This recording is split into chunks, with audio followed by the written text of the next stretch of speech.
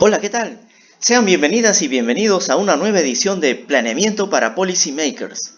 Hoy veremos proyecciones de la pandemia en el Perú desde abril 2021. Mi nombre es Juan Carlos Fabián, iniciamos. Mucho se ha escrito, se comenta, se opina sobre la posible aparición de una tercera ola. ¿En qué magnitud será esta? ¿Cuándo hará su aparición? Son interrogantes que intentaremos dar respuestas. También debemos destacar que el enfoque que brindamos en esta ocasión y que ha sido ya una costumbre en estos días es que nosotros trabajamos con un modelamiento industrial de las incertidumbres. No nos guiamos por las intuiciones o los mecanismos sencillos de valoración, sino más bien efectuamos un análisis escrupuloso de la información existente a nivel global aplicado hacia el Perú, así como la aplicación de la inteligencia artificial y las matemáticas modernas para estos fines. Pues bien, empezamos con las premisas. ¿Qué premisas hemos considerado? Primera premisa, se consideran que las variantes, tanto inglesa como brasilera, se encuentran ya en circulación en el Perú desde noviembre de 2020. El perfil de oferta de oxígeno, en su modalidad de gas, es similar al existente en estos días, entre 400 y 500 toneladas por día. Una tercera premisa fundamental es que existirá un cambio de estación a inicios de abril. Recordemos que en abril finaliza el verano en toda la zona costera del Perú, así como se originan incrementos sustanciales en las lluvias en los Andes peruanos, así como en estos aparecen bajas temperaturas. Esto es muy importante porque en esas condiciones el nivel de transmisibilidad del virus es más potente. Como cuarta premisa, las personas tienden a movilizarse casi normalmente. Entre paréntesis, estamos en una elección. Como quinta premisa, introducimos una nueva variante con mayor potencia de infectibilidad. Decimos que esta variante es el triple de contagioso del virus original.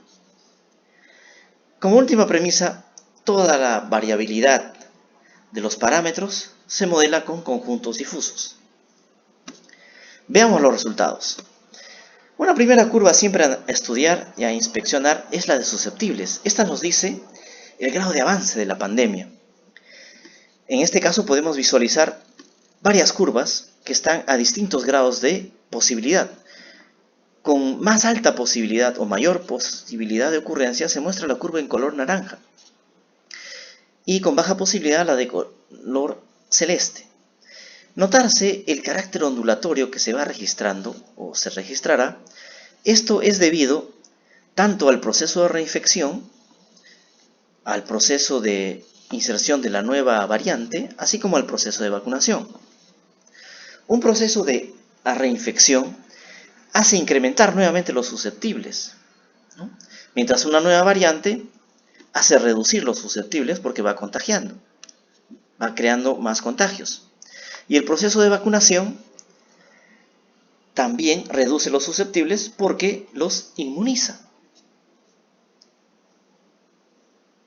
Bien, ahora veamos la curva de infectados activos con síntomas. Aquí se puede visualizar que el pico de la posible tercera ola se originaría, o en este caso ocurriría, en la primera quincena de mayo de 2021, y esta sería la curva con mayor posibilidad y obviamente la más extrema, como se puede visualizar, y tendría este comportamiento.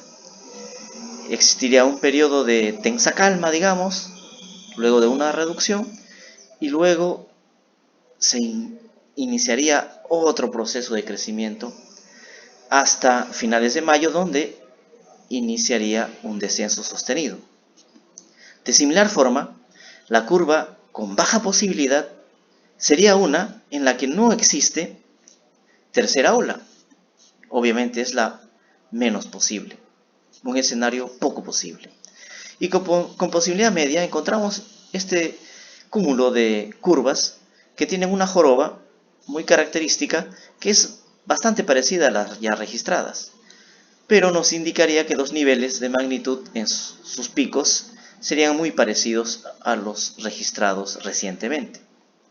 Un aspecto fundamental es que todas decrecen en este año. Obviamente desde las que experimentan un repunte hasta las que no registran ningún repunte. Todas decrecerían. Otra curva de relevancia capital es la de pacientes críticos. Aquí mostramos dos curvas, una la de pacientes críticos con sus distintos grados de posibilidad y la de disponibilidad efectiva de camas UCI. Como ustedes inferirán, existe un déficit de camas UCI y eso implica que existen pacientes críticos hospitalizados en sus domicilios. Aquí existen dos elementos fundamentales a comentar, que tanto en los centros hospitalarios, la probabilidad de fallecimiento de un paciente crítico puede oscilar entre el 30 al 60%, mientras que la probabilidad de fallecer de un paciente crítico hospitalizado en su domicilio es más alta. Según algunos análisis y evaluaciones que efectuamos, un paciente crítico tendría una probabilidad de fallecimiento entre el 40 al 80% en su domicilio.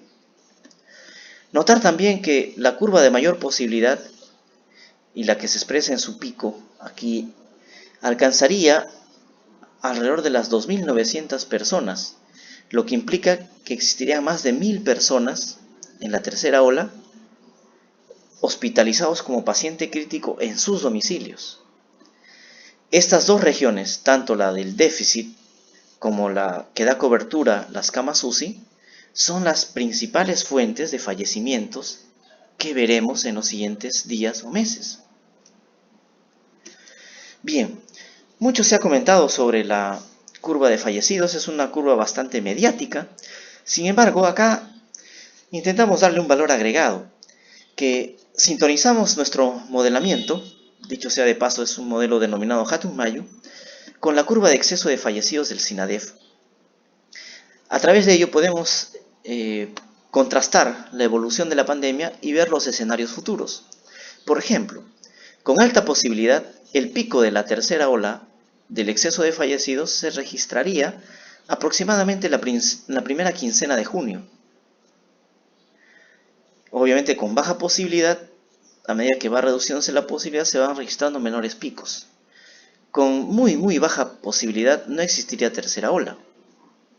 Notar también que con posibilidad media, los picos también registrados de fallecidos serían similares a los registrados recientemente. En todos los casos, las curvas tienden a decaer después del mes de junio en adelante.